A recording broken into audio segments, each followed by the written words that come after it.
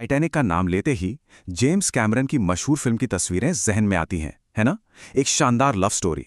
लेकिन अगर हम इस रोमांस की परतों को हटाकर देखें, तो नीचे एक बिल्कुल अलग और कहीं ज्यादा खौफनाक कहानी दबी हुई है। ये कहानी है इंजीनियरिंग की नाकामियों की, इंसानी गुरूर की और एक के बाद एक हुई भयानक गलतियों की। तो चलिए आज इसी असली कहानी के सबूतों की पड़ताल करते हैं। इस पूरी पड़ताल में हम उस रात के हर पहलू को खंगालेंगे। जहाज के डिजाइन में जो बड़ी खामी थी, उससे लेकर उन छोटे छोटे बैक्टीरिया तक जो आज उसके मलबे को धीरे धीरे खा रहे हैं। मतलब हम सारे मिथकों को एक तरफ रखकर सिर्फ और सिर्फ तथ्यों की बात करेंगे। हमारी जांच का पहला पड़ाव ये सोच कि टाइटैनिक कभी डूब ही नहीं सकता था। यकीन मानिए, ये सबसे बड़ा मिथक है और असल में तबाही की नींव यहीं से रखी गई थी। देखिए, व्हाइट स्टार लाइन यानी इसे बनाने वाली कंपनी ने कभी भी ऑफिशियली टाइटैनिक को अनसिंकेबल या न डूबने वाला नहीं कहा था। ये शब्द असल में मीडिया और एडवर्टाइजिंग की देन था, और इसी एक शब्द ने लोगों के मन में सुरक्षा का एक झूठा एहसास भर दिया। ये एक ऐसा घमंड था जिसकी कीमत बहुत बहुत भारी पड़ी। अब जरा जहाज के डिजाइन की उस तकनीकी खामी को समझते हैं। देखिए, इसमें 16 वाटरटाइट डिब्बे थे और इसे इस तरह बनाया गया था कि अगर आगे के 4 डिब्बों में भी पानी भर जाए तब भी ये तैरता रहेगा। लेकिन हुआ क्या? आइसबर्ग ने कोई एक बड़ा छेद नहीं किया, बल्कि उसने जहाज की लोहे की प्लेटों को साइड से ऐसे छील दिया कि एक साथ 5 डिब्बों में पानी घुसने लगा। और जैसे ही 5वां डिब्बा भरा, जहाज का अगला हिस्सा इतना भारी हो गया कि पानी उन डिब्बों को अलग करने वाली दीवारों के ऊपर से बहकर छठे फिर 7वें डिब्बे में जाने लगा। सोचिए, ये एक बाल्टी की तरह था जिसमें एक एक करके छेद होते जा रहे थे और पानी को रोकना नामुमकिन था। एक डिजाइन की खामी अपनी जगह है, लेकिन टाइटैनिक की कहानी असल में इंसानी गलतियों की एक दर्दनाक चेन रिएक्शन है। तो चलिए अब उन फैसलों पर नजर डालते हैं जिन्होंने इस जहाज को सीधे तबाही के रास्ते पर धकेल दिया। ये सिर्फ कोई बदकिस्मती नहीं थी, ये लापरवाही थी, सरासर लापरवाही। जिस दिन टाइटैनिक डूबा, उस दिन उसके वायरलेस ऑपरेटर्स को कम से कम 6 बार अलग अलग जहाज़ों से चेतावनी मिली थी कि उनके रास्ते में बहुत बड़े बड़े आइसबर्ग हैं। लेकिन हर एक चेतावनी को नज़रअंदाज कर दिया गया और जहाज अपनी पूरी रफ्तार से अंधेरे में आगे बढ़ता रहा। और ये शायद उस रात के घमंड का सबसे बड़ा सबूत है। जब पास का जहाज एसएस कैलिफोर्नियन रेडियो पर चेतावनी दे रहा था कि वो बर्फ के बीच बुरी तरह फंस गया है, तो टाइटैनिक के senior radio operator Jack Phillips ने उसे झड़कते हुए कहा, चुप रहो, मैं बिजी हूं। वो उस वक्त अमीर पैसेंजर्स के पर्सनल मैसेज भेजने में इतने व्यस्त थे कि उन्होंने एक ऐसी चेतावनी को अनसुना कर दिया जो शायद हजारों जानें बचा सकती थी। ये कहानी अविश्वसनीय लगती है, पर है 100% सच।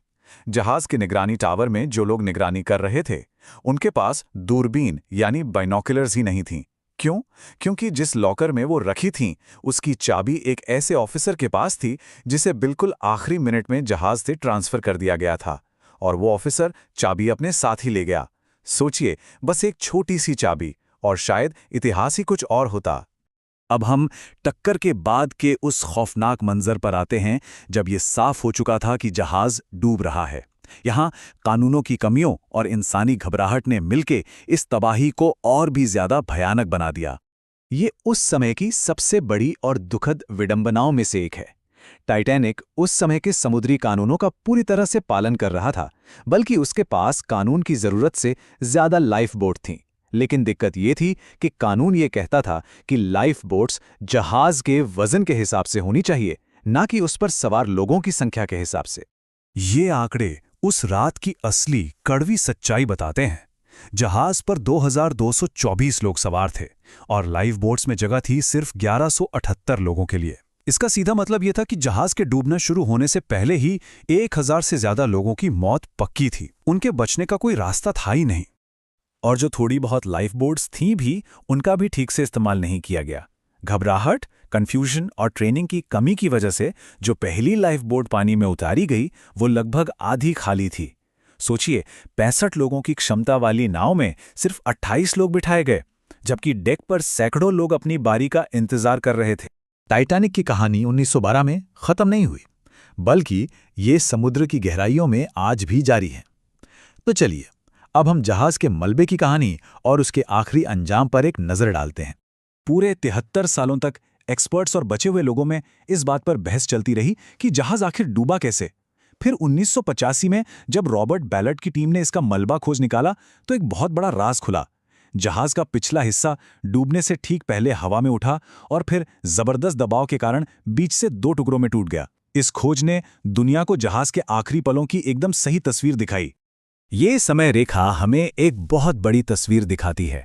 एक जहाज जिसने समुद्र में सिर्फ 4 दिन बिताए, वो लगभग 1 सदी से ज्यादा समय से समुद्र के तल पर पड़ा है और आने वाले कुछ ही दशकों में पूरी तरह गायब भी हो जाएगा। और इसके गायब होने का कारण है विज्ञान। वैज्ञानिकों ने मलबे पर एक खास तरह के बैक्टीरिया की खोज की है जिसे उन्होंने नाम दिया है हेलोमोनास टाइटैनिक। ये बैक्टीरिया जहाज के लोहे को खाता है और इस प्रोसेस में रस्टिकल्स बनाता है जो जंग लगे धातु के लटकते हुए टुकड़ों जैसे दिखते हैं। कह सकते हैं कि यह प्रकृति का अपना तरीका है जो इंसानी इतिहास के सबसे बड़े स्मारक को धीरे धीरे मिटा रही है। तो आखिर में ये एक सवाल बचता है, टाइटैनिक के बारे में सबसे डरावना सच क्या है? क्या ये कि इस तबाही को रोका जा सकता था, या ये कि इंसानी घमंड का इतना बड़ा प्रतीक आज समुद्र की गहराइयों में बैक्टीरिया द्वारा धीरे धीरे खाया जा रहा है और एक दिन उसका कोई निशान तक बाकी नहीं रहेगा?